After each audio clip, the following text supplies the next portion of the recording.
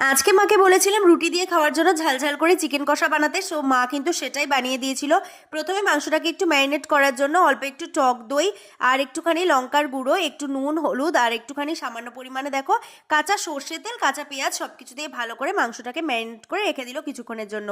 এরপর দেখো মশলা বানানোর জন্য মিক্সিং বোলের মধ্যে পেঁয়াজ, আদা, রসুন, জিরে, ধনে আর একটু সামান্য পরিমাণে জয়িত্রী জায়ফল, তেজপাতা আর একটু শুকনো লঙ্কা সব কিছু দিয়ে একটা পেস্ট তৈরি করে রেখেছে। এরপর কড়াইতে চলে আসলো ডিরেক্ট, এর মধ্যে কিন্তু ফোড়নে দিয়ে দিয়েছিল শুকনো লঙ্কা আর একটুখানি জিরে আর একটু তেজপাতা।